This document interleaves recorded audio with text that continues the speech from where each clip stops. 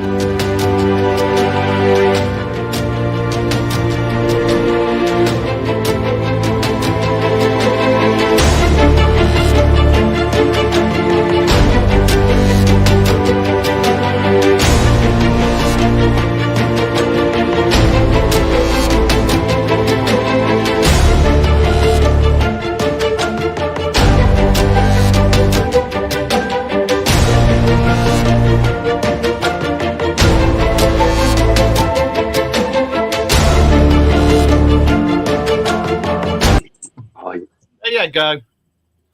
Right, good evening, and welcome to the Dark Mirror Show. And this week, he's done it. He's made it. He's got his Jester hat on instead of his Hooper from the. Do you remember the film Hooper? Instead of the Hooper helmet that he had on last week, he's actually here. It was brilliant. Stuntman. But yeah, and we have Mr. Vinny Vineyard with us, who has more fingers and more eyes than I can count on my hand. Oh shit! So you know, it's. And of course, we have Mr. Wayne, who is down the bottom end of the country from here. And we have the beard that rocks over there in the corner there, Mr. Josh Miota. And again, we have Miota with us, who I've seen the stuff that he posts, and he's been on my Facebook for a long time. But it's nice to actually have you on there finally as a guest. So how the very devil are you? I'm doing great, man. Thank you for having me. I appreciate any opportunity to get out here so I can pontificate my wares and talk about all things funky down here in the American South. Well, would you like to, because you do some fucking weird shit, man. Would you like to tell everybody what the hell you do? Well, I was a pro wrestler for a long time. I was a bass player in a hip hop band for a long time. I was in radio, stand-up comic. But right now we're focusing a lot on filmmaking. We make movies that go all over the world, TV shows too. I'm about to be in a show called, we just got done wrapping season 1 called Weird Roads, which I was a taxi cab. I own taxi cab companies in the South. And when you drive taxis in the American South, it's different than other places, because in other places you're going to see the Knicks play, or you're going to work, or you're doing this. But in the South, everybody has cars down here. So when you do a taxi ride in the South, there's somebody's in peril. So there's always a weird story. There's a lot of weird architecture. There's beautiful vistas. There's a lot of criminal activity. So anyway, it's a show about all the weird roads that I have traversed down in Tennessee, North Carolina, Georgia, Kentucky, Virginia, that type of stuff. And some of it's paranormal too, because I'm a part of a paranormal team called Wrestling with Ghosts. And we just did a pretty big adventure last month. It was something that was a big deal for us, because none of us I'm a city guy from Baltimore, Maryland. And I don't like hiking, and none of my crew are avid hikers. But we went to the most remote city in the East Coast, which is a ghost town now, to do a paranormal investigation last month. And we missed Hurricane Helene by mere 30 hours. We would have been underwater where we were. And that was the hurricane that hit last month that wiped out North Carolina, Tennessee, a lot of Georgia, and Florida, which is unprecedented to have a hurricane hit North Carolina like it did. But pretty wild. Well, then you could have had a really different show. You could have a ghost hunting show with storm chasing. Well, or a ghost hunting show that featured us as the ghosts. Because I think the water rose 21 feet, and the remains of the city were right next to the river. So we figured it out. It was 21 feet is over 2 stories, and we would have been on the roof of the house, the one house that remains in Proctor, North Carolina, and we would have not done well. I'll tell you that much. Yeah, it's a good job you missed that then. Bloody hell. Yeah, it was crazy. So what was your wrestling name, and what did you wrestle in? Funkmaster V. I wrestled Tennessee, North Carolina, Chicago, Illinois, Georgia, Virginia, just kind of the just as an independent wrestler. I wasn't on WWE or anything. There was, I don't know. I did it more to promote what I was doing in other avenues, but I had a lot of fun. I did it for many, many years and got some crazy stories out of that too. You're going to have to tell us a few of those now. Now you've said that, you do know you're going to have to come out with a few of those things. Well, I mean, wrestling is wild. I mean, I'll tell you something that I enjoyed being a wrestler, and it had benefits too. I remember I was in a litigation with an insurance company. I had a house that burned down, and my father-in-law, who hates me and his own daughter because he's an asshole, he told the fire inspectors that we set arson to our own house, and it delayed this insurance claim by over a year. We lived in a hotel for a year waiting for this thing to finish. So there was one day I was on Facebook and I put something like, everything's going great with my life right now. Everything's good. If my insurance adjuster would get his head out of his ass and come up with some sort of arrangement to settle this claim, I wouldn't have to go over there and, put him in the figure 4 leg lock. Well, apparently this horrified him. This terrified him. And it also, that comment delayed even more our settlement with the insurance company. So we were in this big round table of mitigation. And all these people were like, why did you get on Facebook and say this about the public adjuster or the insurance adjuster and stuff? And my attorney at the time was like, whoa. My client is a professional wrestler, and he gets paid to say outlandish things like this. And everybody on the other side of the table, they were all like, oh, you're a professional wrestler? And they started asking questions like, what is it? Oh, so anyway, it was like, it basically, what happened was it turned everybody to be like a friend of mine or a fan of mine. And then we got much more money than we were even expecting. So in that regard, it was pretty awesome. Another crazy story is that I got, somebody called me one day and they were like, there is a title belt. Nobody knows what this is. And would you be interested in looking at it? And I said, sure. And they were like, you may want to buy it. And it's got tons of water damage on it. And so it's a championship wrestling belt. Yeah. And they said there's a guy who wants to buy it, but everybody in this area hated him. He's kind of a guy, like he would steal money from, like he would run a Christmas promotion for his wrestling league. Yeah. And like he would take all the toys, like people would bring toys to get in and he would just steal the toys. And he would say like he would give it to other people. And he would also, like, if you were doing a show to like benefit juvenile diabetes, he would set up next door to confuse the people and to cost you money, even though you're trying to do something charitable. He was the Grinch. Yeah, he was a cancer on the local wrestling scene, and this person hated his guts. He said, this guy is going to give me $200 for this belt. And I asked my friend, I said, who does this guy hate more than anybody else? And he said he hates Funkmaster V. He goes, well, I'd like to give Funkmaster V this belt. Long story short, I get this belt for free. It's got water damage on it, and nobody will tell me what it is. About 3 or 4 years later, a friend of mine who was a belt maker out of Indiana saw a picture of that. He goes, wait a minute, what is that? And I said, I don't know. Nobody will tell me what it is. I think there's a title belt that in Knoxville, they threw off the Gay Street Bridge into the Knoxville River. And it's got a lot of water damage. And we think it's that thing that Ronnie Garvin did. And he goes, would you care to ship that to me? And I'll pay you back and let me look at it. I said, sure. About 2 weeks later, he said, I had a friend from mine in California came out. He goes, what you have there is the only championship belt that has been missing for years and years and years. And it's the only belt that Hulk Hogan had that nobody knows where it is. And he goes, that thing is extremely valuable. Uh-huh. And not only was Hulk Hogan had it, there was other guys too. It was the territory was owned by Ric Flair and Blackjack Mulligan, and Ole Anderson held it, and Abdullah the Butcher held it, and Kamala held it, and part of the Midnight Express. I think Dennis Condrey held it. Anyway, but the main draw was this was the only belt that nobody knew where that Hulk Hogan actually had it, and the only title he ever held that wasn't a world title. And so I sold that to a Canadian a few years ago for 5 figures. So that was pretty awesome too. So wrestling's been beneficial. I feel over here we do, because I like watching the what's it called now? It's not WWE. Is it WWE?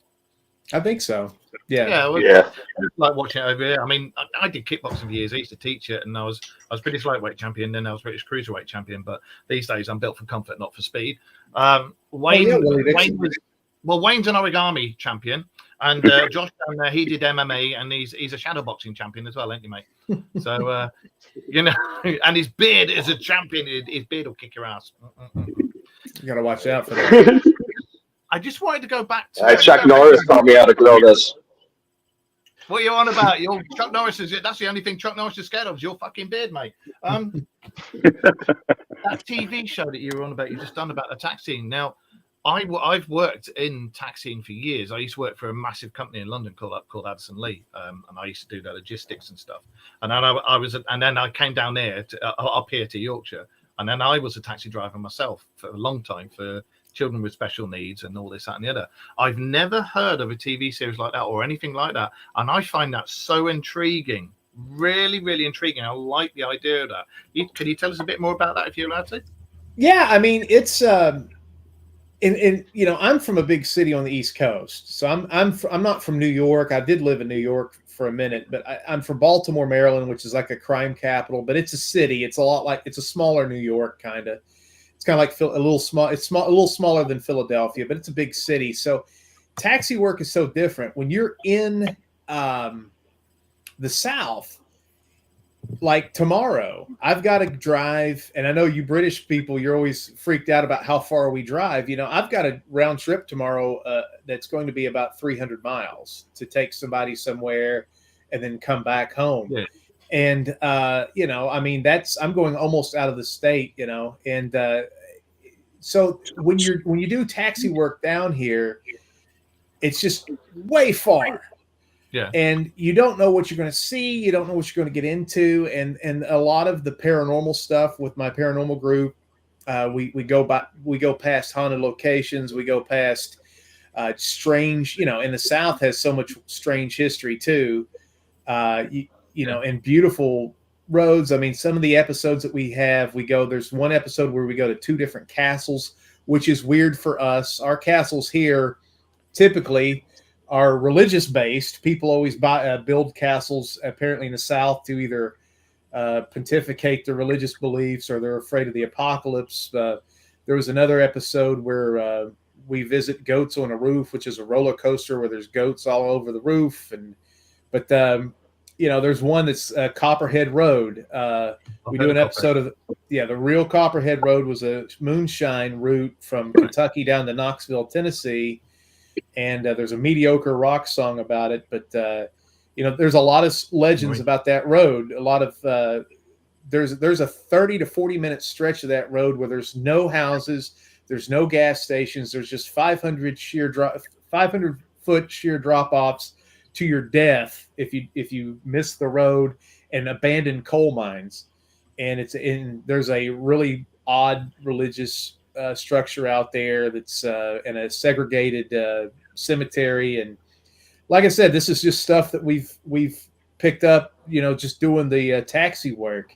And we went to a place, the producer of the show, we went to a place that's a abandoned city that was some guy made a printing press, and it took off, but it's in the middle of nowhere. And this was over 100 years ago, and now it's empty. We were in this place, and they had a basketball hoop. And the guy I'm with is an atheist. He doesn't believe in God. He doesn't believe in the paranormal or anything like that. And, dude, we are in the middle of nowhere. And we're right where the basketball hoop is, and you hear children and a dog. And we're just like – and the guy, he is a war veteran. Yeah. And he's like, I've been in the Iraq War – he goes, this is probably the second creepiest place I've ever been to. So, and then there was growls and stuff inside. We went to the mansion part of it, and So it's basically a lot of urban exploring. There's some urban legends. There's like some paranormal stuff. There's some personal testimony about how I've been shot at and saved people's lives and stuff like that. So it's a cornucopia of a lot of different little stories and stuff. But it's very scenic too. It's the South's beautiful, and you can see a lot of really cool buildings, a lot of cool vistas. I like the houses down in the South. What do they call them? Plantation houses. Yeah. They all with the front bits with the balustrades and everything. They always look really cool. And I'm yapping far too much. And these two, who normally talk the hind legs off a donkey, have been very, very quiet. So I'm going to let them talk away now. Gosh, shit! So talk. But that's because you asked Vinny to introduce himself and tell us all about what he does. I know. Right. I'm just. No, you see, you set the question, you have to expect the answer.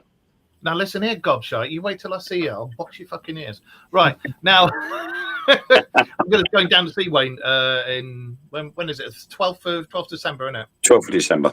Yeah, 12. Because we're off to Germany for a few days. Me and the missus for the Christmas markets, and Wayne's letting us stay over and looking after my car and everything. So we're going to come down there and see him. But yeah, because you guys, have you ever like Josh? Have you ever heard of anything like that? Because I haven't. No. Yep. You have. A place called Milton Abbas. It is literally like really weird. It's like a ghost town. It's all these old 400-year-old cottages, but there's only like a small handful of them, and you literally blink and you're through the other side of the village. Is that down in Dorset? Yeah, on the way to Weymouth. Yeah.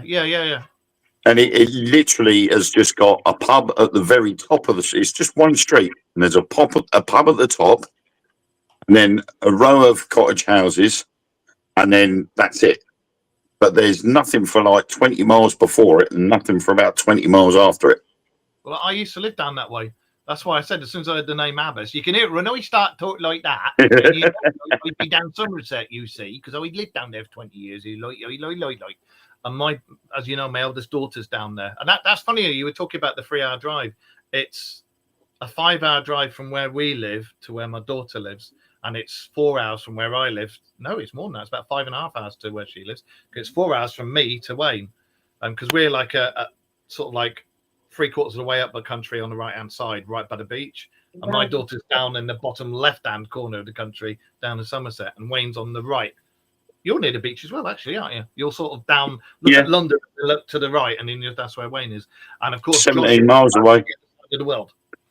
So yeah, but I've always wanted, and we've spoken about this a few times. I've always wanted to do the Dark Mirror show on tour, where we go to America and we hire an RV and we drive the paranormal highway. Plus, we go to places like Area 51 and all that sort of stuff, and we just film it and then put that up. And I've always wanted to do that. That'd be freaking awesome. You have two like mad English guys with the beard down there doing it.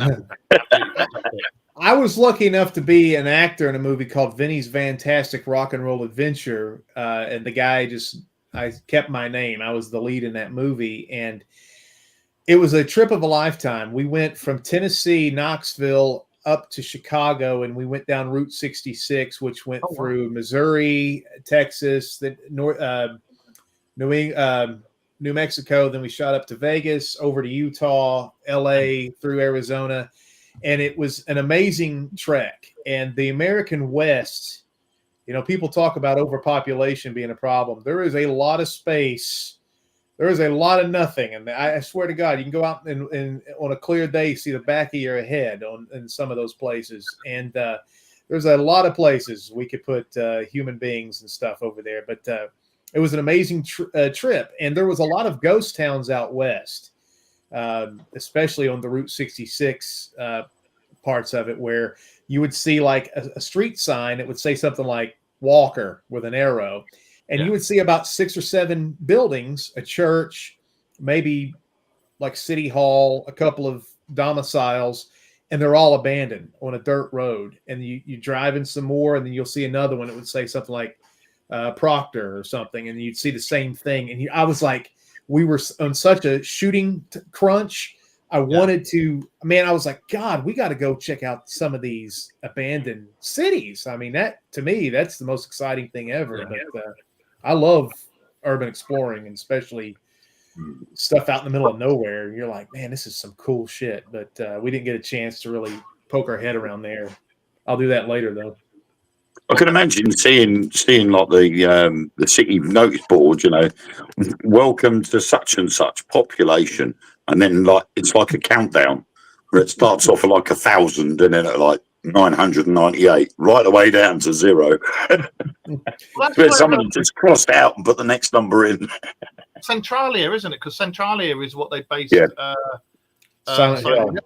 Yeah. I went through Centralia too. That was wild. I'd see that's a place I'd like to go to just to have a look, because it's still burning, isn't it? All the coal seams. That's what they say. It's I'll tell you, Centralia is. I've heard all the legends. I saw the TV show about it. I heard it was about Silent Hill. I heard everything about it. When you go there, it's 100% completely different than what you think it's going to be. Yeah. It's really close to other towns. I don't know. In my head, I kind of thought it would be very remote city, but there's like a biggish town. You go about 3 or 4 miles, and then you're in Centralia, and then there's another town that's pretty close to it, and there's still like 2 houses that are still there, and there are some interesting things to look at. Like there's like steam pipes that come out of the ground that lets out some of the heat from the burning. If people don't know what we're talking about, but there's somebody put something flammable on a landfill and it went into a cave system under the city and it's burning. They said there's enough fuel down there for the city to burn for 1,000 years. Like he said, the game Silent Hill's based on it. And so like the road started to warp. A house like went into the earth, and then there was like spontaneous combustions that would occasionally happen. Nobody ever got hurt.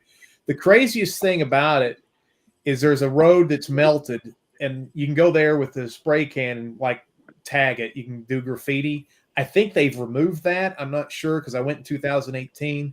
But the craziest thing is the vegetation. The vegetation, there are leaves that are as big as this room. It's because of the heat, and so there's almost like a tropical situation going on with the flora, and it looks like you're like King Kong's about to come out and gobble you up or whatever. It's pretty wild. So, you were saying when I was talking to you last week, wasn't it? Your favorite things that you like looking into is the legend of Spearfinger. Well, I'm not big on cryptids. I know that's probably not popular because I'm always somebody that's like, hey, we got to see. So Spearfinger, though, is an exception. And the thing that was wild is that our show, Wrestling with Ghosts, which we're starting to put our episodes on YouTube, but it was on a bunch of small American TV shows. 3 wrestlers and a paranormal dork would go around, and we would use humor. Our mantra was that we would flirt with the girls, tease the kids, and joke with the dudes, and we would get amazing evidence. And it's true. It was it's crazy the kind of stuff that we caught. Well, we live in most of us live, we're kind of spread out, but most of us live in a place called Gatlinburg, and Gatlinburg is the second largest tourist attraction on the East Coast. It's kind of like amusement parks and go-karts and all that kind of stuff, pancake houses and stuff, and Dollywood and musical shows. It's like 27 miles. It's like basically Las Vegas if Las Vegas was ran by Baptists, if that makes sense. It's kind of what it's like. And people love it, and they go down there and they kind of like, oh, look at all this kitsch hillbilly stuff. And so we're around there, but there was a period of time in the Great Smoky Mountains, which is the most visited national park in America. It's beautiful, and there are all these trails, and there's all these like conscientious objector camps and Indian burial grounds and paranormal locations. It's really cool to go and go through the trails and look at that stuff. There's a 4-star hotel with no roads to it. You have to hike to it. It's crazy. It's a wild place. Zany is the word I use. But there was a period in about 16 months, and I forget the figure, it was either 12 or 20 people died by falling trees in the forest. And that is an old moniker of a Cherokee legend named Spearfinger. And so we did what we thought was going to be a fruitless investigation. And we found a place out there called the Nolan Creek Trail, which was considered the most haunted trail in North Carolina. And we're like, I don't know, is it like, do they rank them like the AP poll in college football? I don't know how you rank what's haunted and what's not haunted, but so we decided to do an investigation. It's real cool too. If you ever in America, it's another place to check out. Bryson City. There's a road called the Road to Nowhere, and it's a road that shoots out about 20 miles. It gets to a like a tunnel, and they call it the Tunnel to Nowhere. And on the other side of the tunnel, there's nothing. It turns into a trail. And there's nothing along the way. There's no convenience stores, gas stations, houses. There's nothing. It's just this shoots out. And they were trying to connect to a city that got flooded out. But anyway, and they stopped halfway through it. So we did an investigation of Spearfinger. So this Cherokee legend, and this is the thing. I'm white. You know, everybody in the United States is part Native, by the way. Ever since that, my missus is part Nellis. Because Nellis Air Force Base is all to do with her family. I can't remember which Native American it is, but her family are descended from Native Americans over there. And she's a cow. She'll go outside in the sun like me. When I had hair, I used to have red hair. I used to be a redhead. So if I go out in the sun, I literally look like a killer tomato. She goes out in the sun and she goes from being like Yorkshire, like York, how you doing? To I tell you, studies that. Can I help you? She just goes chocolate straight away, and I'm like, you cow, absolute cow.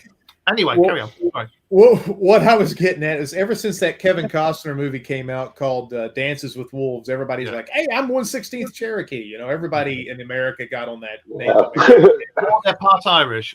Irish. Oh, everybody down here is Irish except for me. I don't know. We're surrounded by Irishmen. I'm Italian, so anyway. I'm actually Irish. I have an Irish passport and everything. So everybody down here is Irish. So we went into a reservation and we wanted to ask about Spearfinger, and they were very guarded because we were a bunch of crazy looking white and black people or whatever. And we were just like, hey, what's going on with this? And they were just like, why do you want to know? And we're like, well, we'd like to know. We've heard about Spearfinger, and it's part of our lore too. Spearfinger was kind of the boogeyman in the southern mountains, you know? And so we, they would tell us some things, but they were real guarded. And then I realized this isn't just their boogeyman. This has a lot to do with their culture, their identity. It has a lot to do with their religion. And even if it's not true per se, there's a lot of they explain a lot of different things with their stories. You know what I mean? And they don't want people coming in and making fun of it. And we were like, well, look, I know I'm wearing a mink coat and a weird hat, and I'm not going to make fun of it. We're going to treat it with respect. So they told us. So Spearfinger is a rock golem that can turn into a person, and she's got a very long forefinger that's made out of this obsidian, and she can mimic. That's her main gimmick. Is to mimic. If it rhymes, it's true. She can look like a grandmother. She can look like a girl you want to bone. She can look like a kid, and once she gets you off the trail, she'll stab your liver with the obsidian finger. She'll eat your liver, and then a few days later, you'll drop dead. She can knock over trees, which is why we went over there. She can throw boulders. She can manipulate nature, and they finally killed her. And when we went over there was nothing on the internet about Spearfinger. Nothing. And when we did our episode, and we made a movie about her called The Hike, but when we did that, you look now and you look up Spearfinger, there's all this information about Spearfinger that's happened in the last 3 or 4 years. And a lot of the artwork that people do is based on what we made in our movie, The Hike, which our actress, who was part Native, she portrayed Spearfinger, and they use her as she's a really good looking girl. But now instead of Spearfinger used to be this ugly hag, and now Spearfinger's a kind of a juicy tomato, now, so because of the movie. But yeah, we went out there, man, and we ran into something that we think is Spearfinger, man. It was crazy. I don't want to keep talking. I'm an enemy of brevity. Carry on. Good luck. Fascinated. But we went on this Nolan Creek Trail, and the natives said if Spearfinger's going to be around, there's going to be orange lights. Look for orange lights. Those are warning from the forest guardians. Yep. Those are warning lights. Well, we're out there getting the cameras ready, and we're all bull crapping and talking big noise like we always do. And all of a sudden, we capture on camera, and we all notice it in real time, orange lights. Now, we're talking about we're on the road to nowhere. We're in one of the most remote spots on the eastern seaboard. There's not traffic. There's not a car. There's no cities. There's nothing. There's no houses. It's 2 a.m. We did that on purpose. We're like, what are those orange lights about? So we keep walking down, and we're walking across. We're going down this trail, and the water is nearby. There's a stream that goes right next to the trail. Mm. Now, if you guys, I don't know which one of you guys are in the paranormal or whatnot, but there's a lot of people say paranormal activity happens around water. They can use water. I'm more of a skeptic. I'm like, I think water sounds like human voice sometimes. So I think it's easy to get confused. So you can see, so it's like, something like plop, plop, plop, plop, the water, plop, plop, plop. It can sound like somebody going, hey, man. And you're like, hey, was that somebody talking?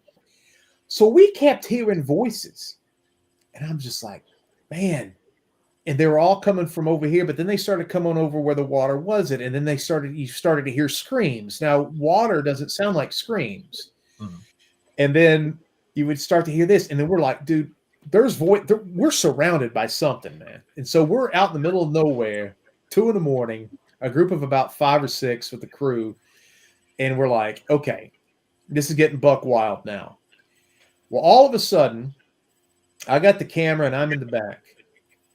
And I hear behind me Luke, who my tag team partner in pro wrestling, 7 feet tall. His name's Big Luke. He looks like a summertime Santa Claus, or he looks like a guy that you know how they when they cut men out of wood, with a chainsaw. The guy with the big beard and the big hair. That's what his beard puts my man's over here. Is a shame. Josh is over here. Mine too. He's got this big ass beard, long hair. He's 7 feet tall. He's on steroids. Lumberjack. Yeah, he looks like a lumberjack. So I hear him behind me go, hey, guys, Luke is in front of the group, 15, 20 feet in front of us. And I sit there and go, whoa. So we stop the camera. We go back and listen to it. Hey, guys, right behind. We got a directional camera. We hear the hey, guys behind us. There's nobody behind us. I was the last man down. And so we're like, Spearfinger is a mimic. And so we're like, what is that about? We walk about another 50 feet, 100 feet, a rock, and we caught this on camera too, flies out of the woods, misses my daughter's head by an inch. Shit. And hits the tree with the velocity of Nolan Ryan fastball. Whap! There's nobody around us. There's no campers. There's nothing.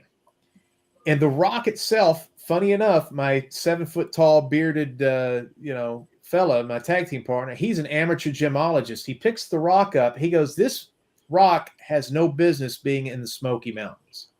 Now, he said what the rock was. I'm not an amateur gemologist, so that information went right out of my head. But this is a foreign rock to this area, which is it's not indigenous to that area. So we keep hearing the blah, blah, blah, screams, and we're all kind of like, okay, this is getting kind of weird, and we hope nobody gets hurt.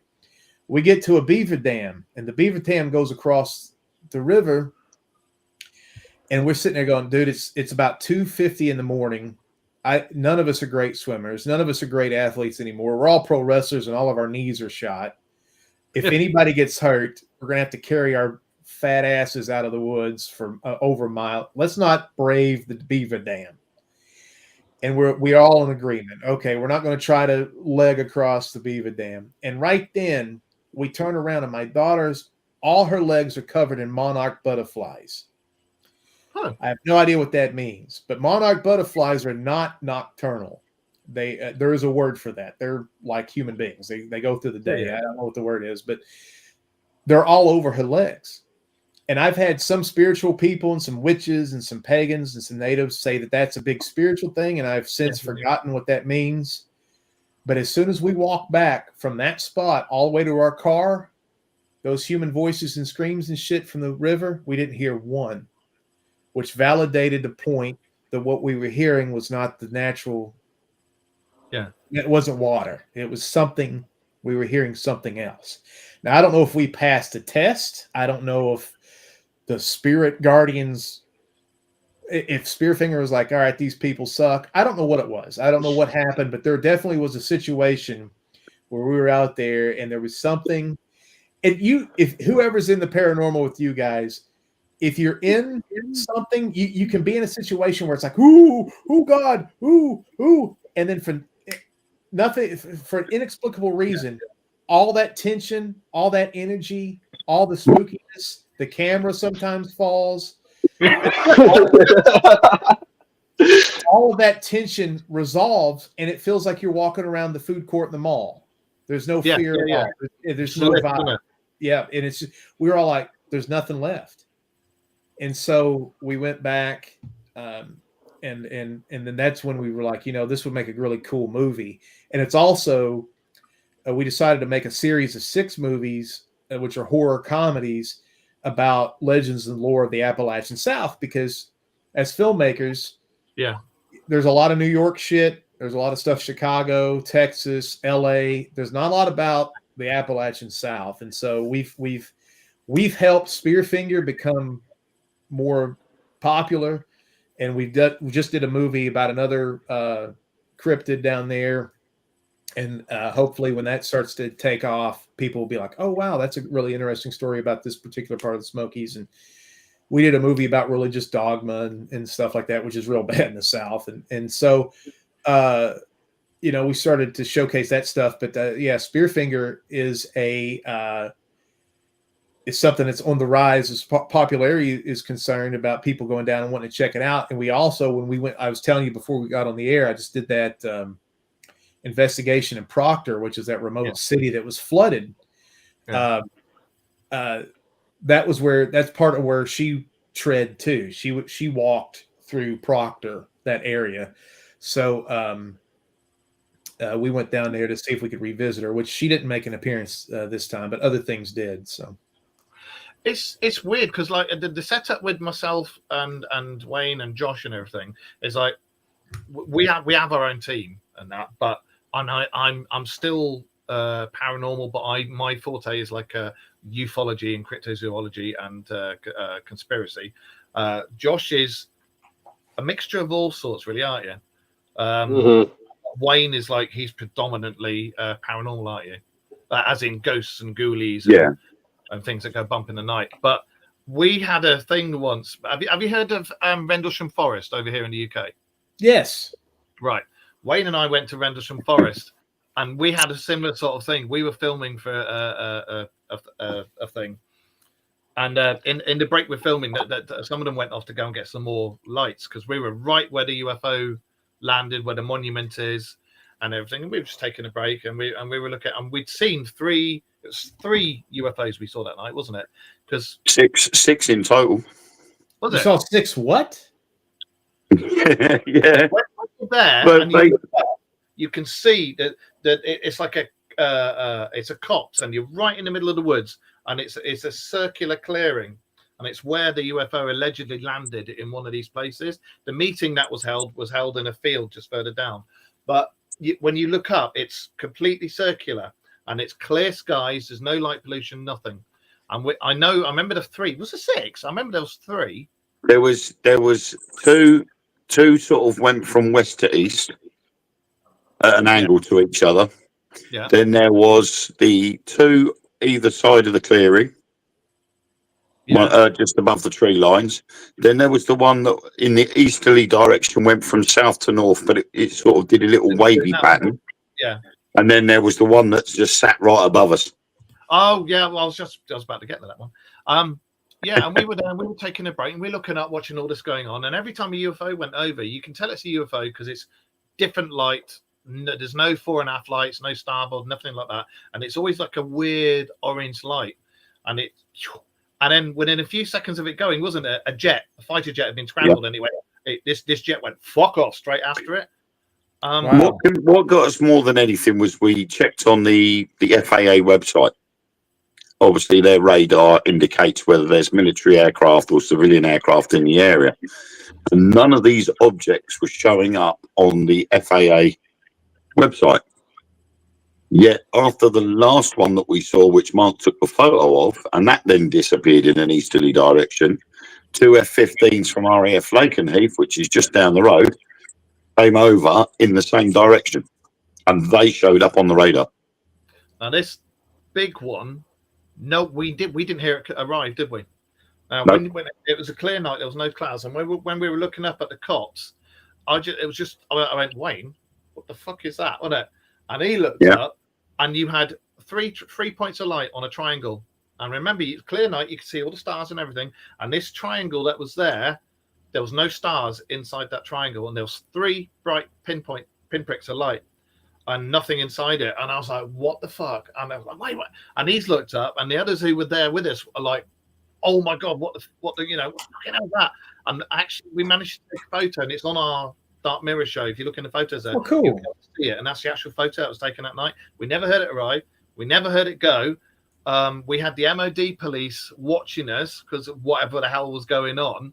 And then the other few came back with the cameras. We were like, guess what you just bloody missed? And they missed the whole lot, and they were not happy. And they were cursing us. Oh man, it was almost as if they knew something was going to happen that night, because when we first got there, we went to the East Gate, which in the original sighting back in the 80s, they were seen from the East Gate. So we went to the East Gate and started filming the introduction to our episode.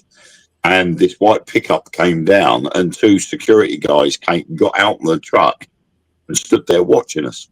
Then we moved down to the other end of the runway on the main road, and they followed us down to there, and they stood there watching us.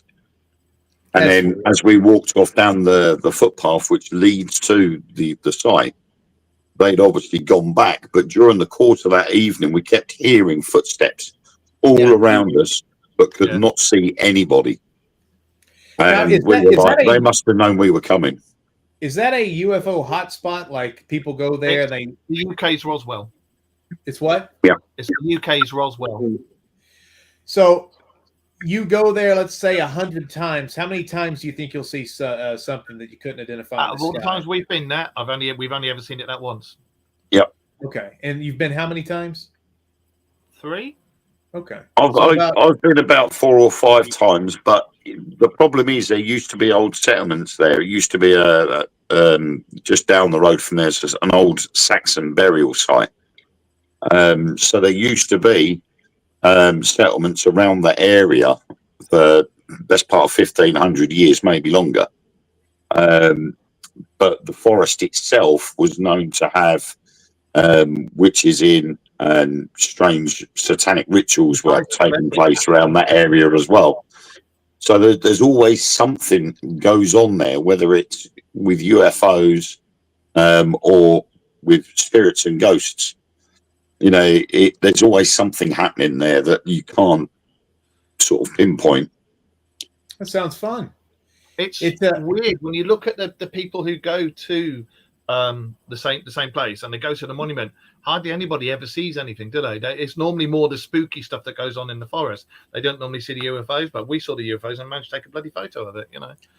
That's awesome. Well, one thing I got into recently too that you guys might be hip on, and this is the thing that I like. I like doing the Wrestling with Ghost show because I think it creates a scientific, even though it's comedy based and we're pro wrestlers and stuff, it's a scientific, at least, documentation of these human beings experienced this, and they did not have an explanation for it. Now, a third party could come in and go, well, this was probably somebody breathing in the mic. This wasn't, whatever they want to say. But at least we're saying this is a record of a paranormal incident. And that's what I like kind of doing. Now, we got into something. One of the main girl on our team, Candy Thompson, she lives in a really crazy part of the United States called Tabor City, which is near Myrtle Beach in South Carolina, and it's flat and barren, and you could see a road go for miles. Well, she said there's a road down here in the middle of nowhere, and you can on Causey Road, and there's a thing called the Causey Light.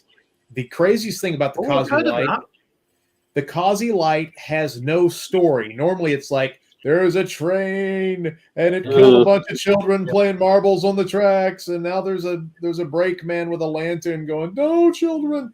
There's no story. But we went down there on a lark, and we're talking about 7-8 hour drive to get down there. Yeah. And lo and behold, we see the MF. And so we're like, okay, that's a car. Well, there are no cars. So the thing that I like about a ghost light, by the way, when you see a real ghost light, it looks different than a light that a human could produce, like a flashlight or a spotlight or something. But here's what I like, because I like talking to people that don't believe in this stuff, and they think people in the paranormal stuff they're losers or whatnot because we believe in this stuff. I will do. Like Ricky Gervais, your guy. Yeah. But I like Ricky anyway. But anyway, it's like the thing about a ghost light is like that's either a ball of light floating 20 feet off the ground, 300 feet away from us, just this ghostly ball of light, or it's a crazy ass MFer with a weird light in the middle of nowhere waiting for us. What is creepier? So whatever it is, it's creepiness personified. It's like a little horror show. It's either an inexplicable paranormal light that nobody knows what in the hell it's doing, or it's just a crazy guy with a hook for his hand and he's wanting to kill children or something. I don't know, but like to me, it's a good way to get people into the paranormal. It's like a baby step. It's kind of like if you're trying to get somebody to eat sushi and you're like, well, hey, this eel is barbecued. It's not raw. It's a good way to kind of get them into the sushi world. I think ghost lights are fun for that too, but there's nothing quite like going out there and capturing that. That's why I brought that up. Like you guys went to the UFO Disneyland and you actually caught something. That's got to be. That's like winning the Super Bowl. That's like winning the World Cup. Well, it was pretty much that way. And when Mark told me to look up, I looked up and saw it, and I dropped my phone. So I'm like, oh shit. I will say it, Catherine. Don't worry, I will say it. As you can see by my name up there, I'm known for going aliens rather loudly. But it's like all this stuff when they turn around and say, "Oh, it's ball lightning, it's this and it's that," and you look at me and you're like, "Fuck the bollocks, is it?"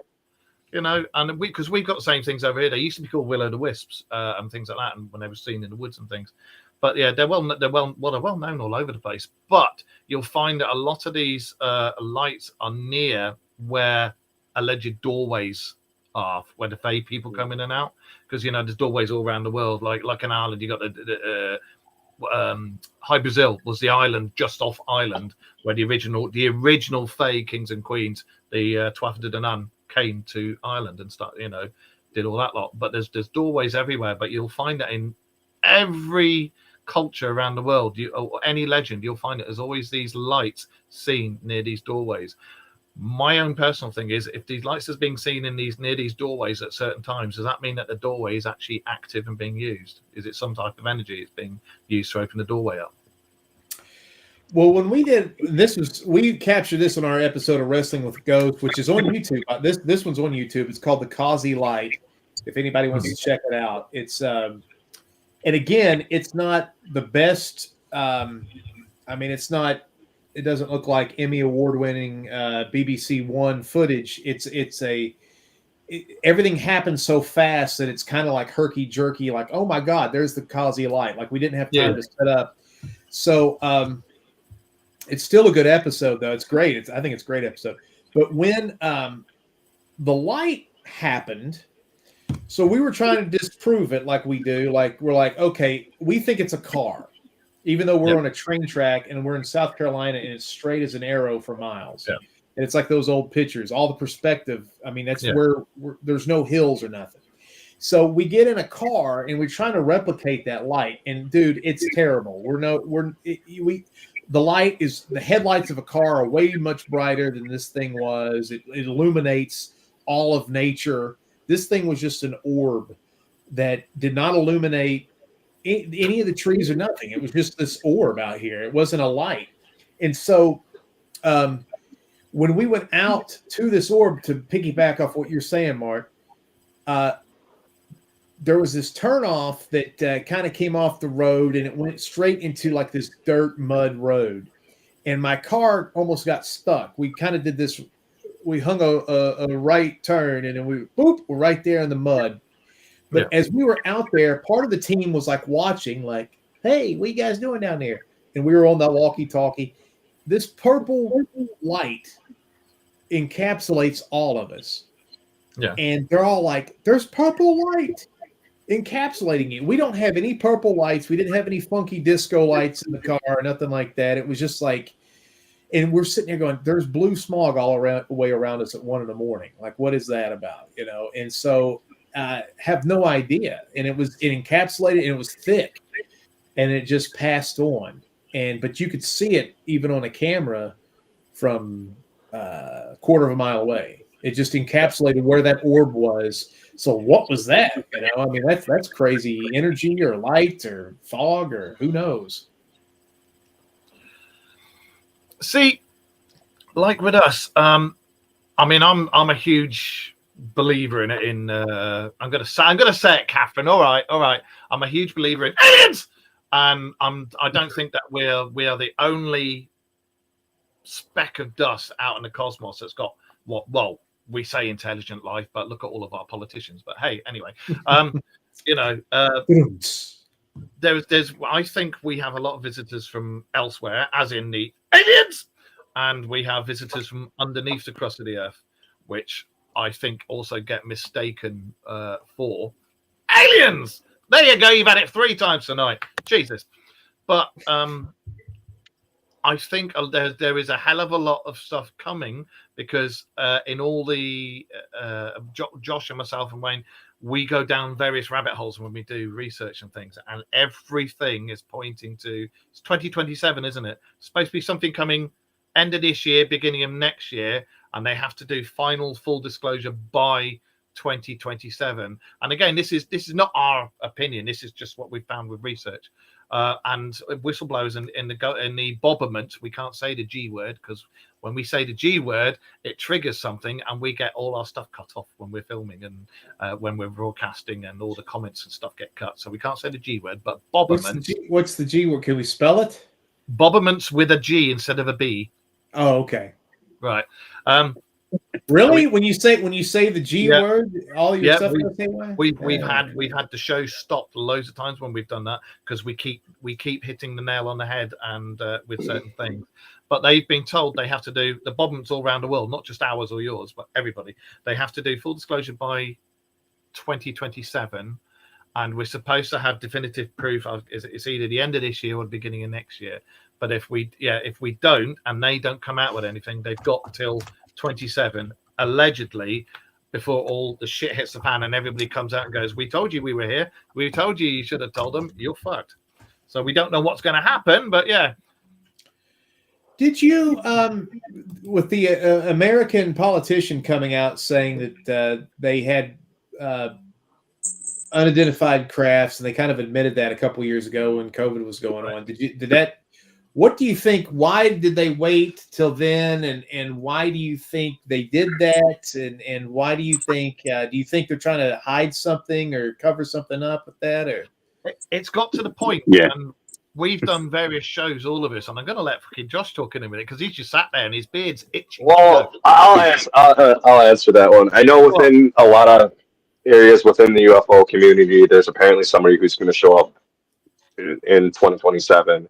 And they pretty much told the world governments, hey, if we got somebody to come arrest on your planet, you can either expel them, and they're like really deeply involved in our governments, or we're going to just come and arrest them, and you can deal with the aftermath of our civilization.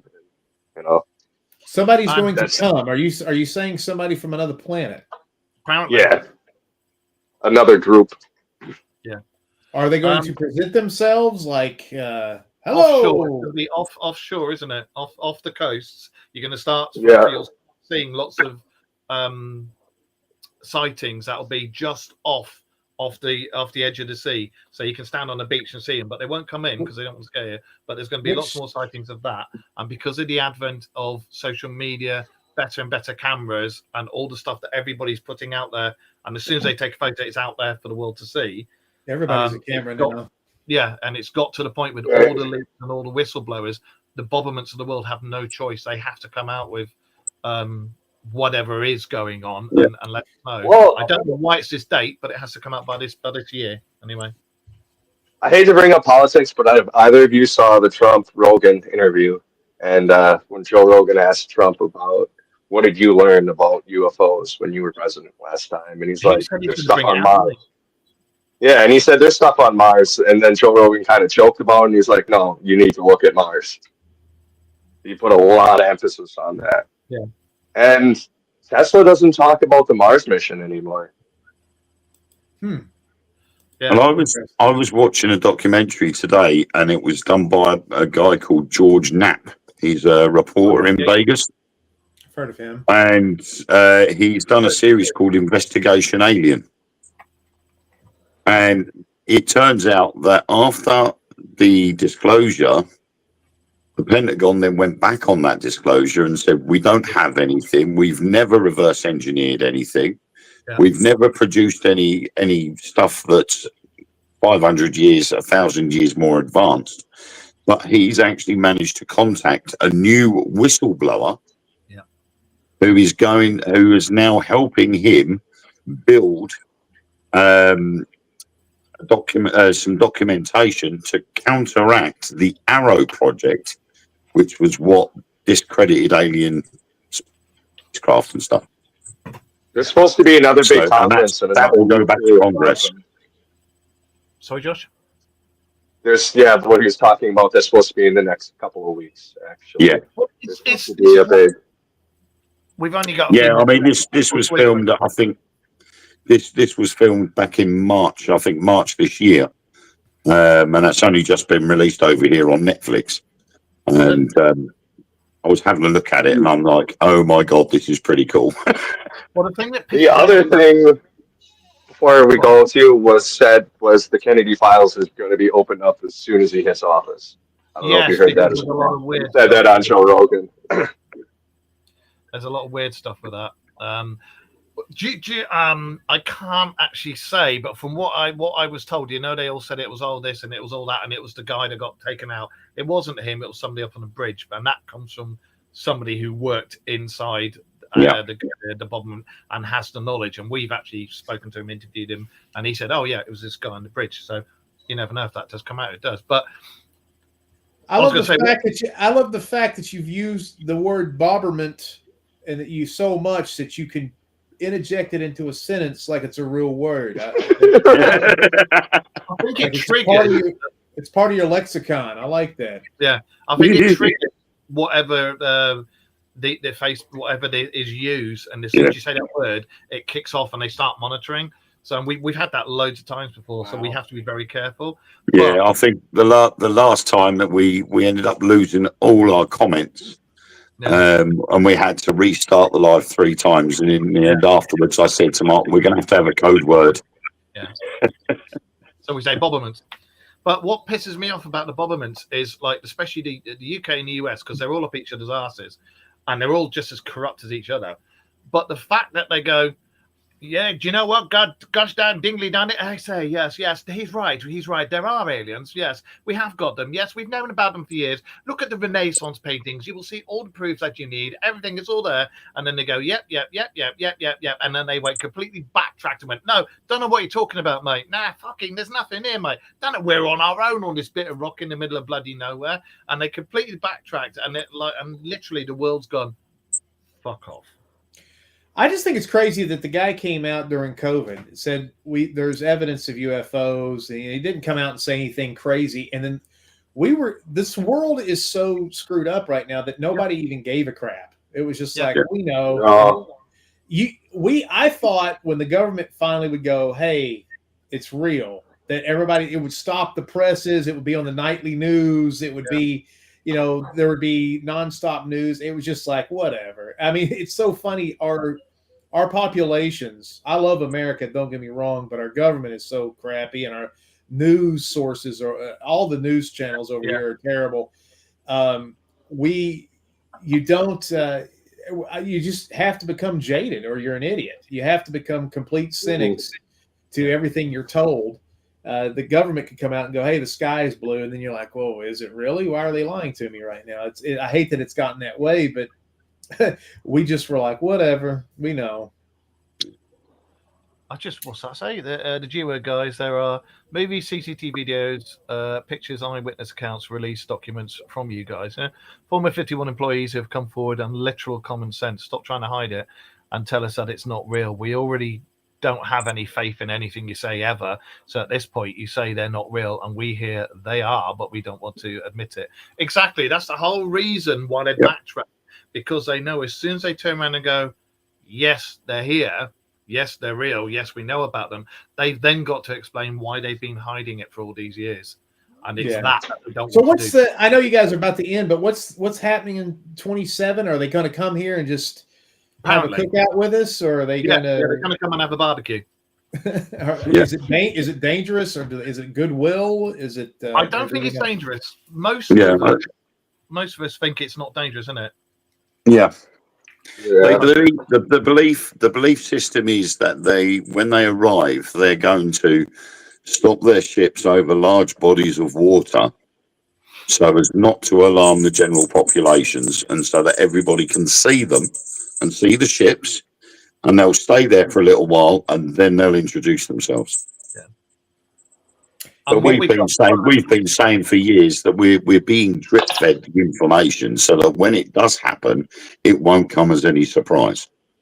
And what we're going to do, we've got ambassadors for the ufology world, as in the Dark Mirror radio show, guys, because you've got me, who's part alien, with the C3PO metal leg as well, and then you've got Wayne and his magic lights that hang up in the air, and then you got Josh's beard, and so we're all going to go to the coast. We're going to have Josh's beard there as well, and then we're going to go, all right guys, come on, let's go and have a cup of tea. We'll sort it out.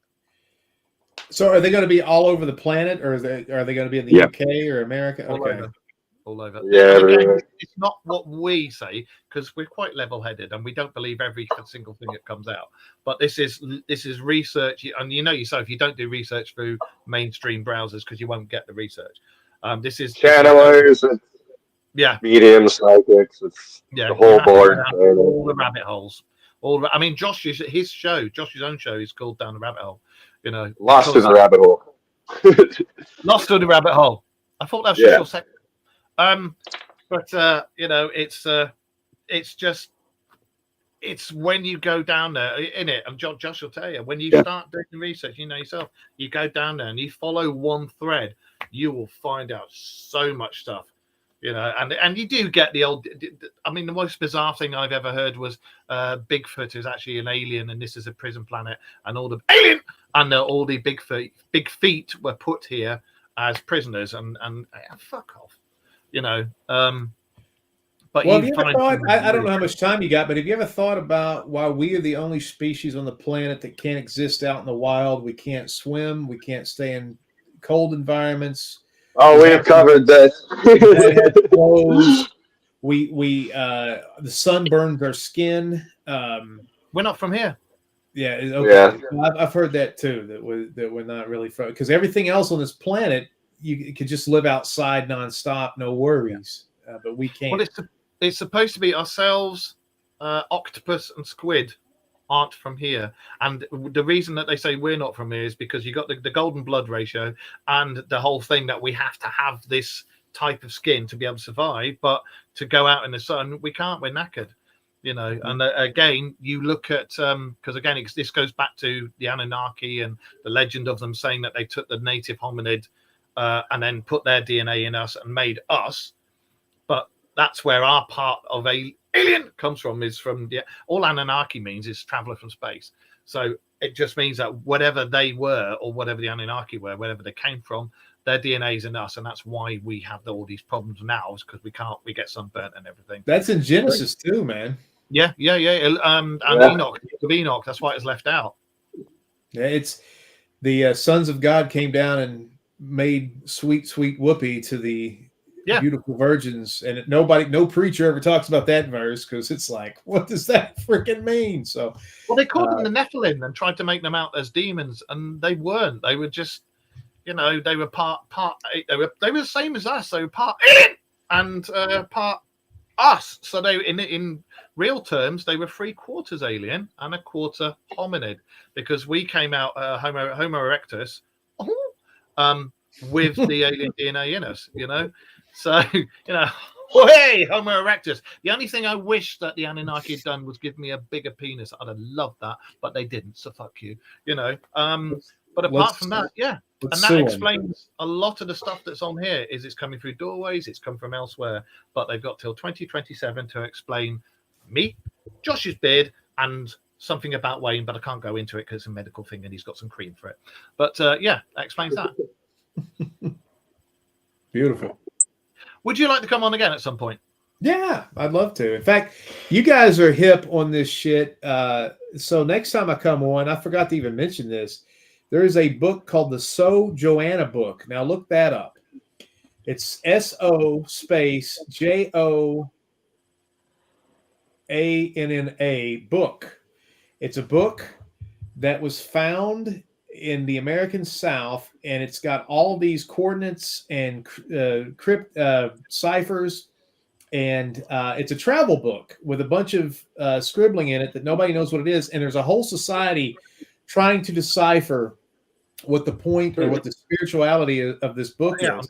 Yeah. And what's crazy is our first four movies, The Hike, WJHCAM, Camp Smokey, and Showdown in Secret City, all correlate with keywords that were written in this book over 70 years ago, and the coordinates of where, because if you ever go to our website, we show where all these stories are taking place. These coordinates line up with all of these, like, yep, that's it, the So Joanna book, yep. And you'll actually see on the fandom Wikipedia thing, they'll reference our movies. And I actually had a guy contact me. He wore a mask on my podcast. It was like Iceberg Slim. He did not want to be identified.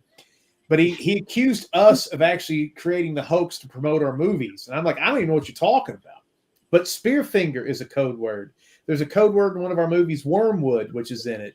A lot of the coordinates, it's just crazy. That was total coincidence. But it's crazy how there's a whole society is trying to decipher what all that stuff means, and they're kind of making a little bit of progress with what the original author was trying to get at. So it's wild.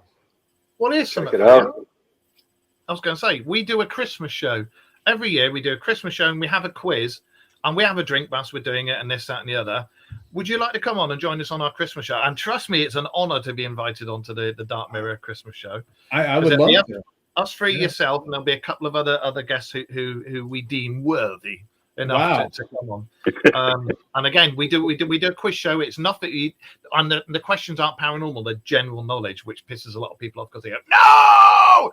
So yeah, and then you have a drink as you're doing it, and the talk, and you can go on as long as you want, and the talk gets better and better and better the more the drink flows, and it's always an awesome time. So would you like to join us?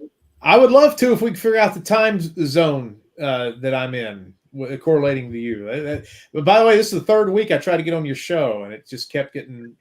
it was weird. It was like it's like I'm an alien. It's like I was on Mars trying to get on your show. I couldn't figure out what time you guys were rocking and rolling. Yeah, it takes a while to get used to. Yeah. Well, like I say, Josh is our man across the pond, and I mean, it's a different. Whenever we have guests on, it's different because Josh normally tells us what's going on over there and this, that, you know. But like I say, it's been amazing. Do you know the film Critters? Do you remember Critters? I do. Yeah. Yeah. Look at Josh's beard. Look at Critters. The film. There's been no more versions of Critters around, and I've just seen Josh's beard, and that's all I'll say. Well, shave now, Mark. Thanks. So, yeah, if you'll join us again, that would be absolutely brilliant, mate. I would love it. It's been an absolute pleasure to have you on the show, Vinny. And yeah, I'm definitely going to have to go because somebody's going to be hopping mad that we've gone into their time. Yeah. So I would like to say thank you for joining us, Vinny. Nice meeting you. And you too, as usual, a pleasure. Everybody who's been joining us out there in YouTube and Facebook and Instagram and everything else, thank you for watching us, guys. We'll be back next week. Remember, keep your eyes to the skies. If you see anything, message us, any of us, or email us. And if you look, you'll see the email address going across the bottom there. And you can message myself, Wayne, or Josh. Keep your eyes to the skies, keep it real, and we will see you soon. And aliens! And any messages from anybody else? Nobody? Enjoy the rest of your week. Happy Veterans Day. Okay, then in that case, I will say shalom, Jackie, and see you soon. Bye-bye.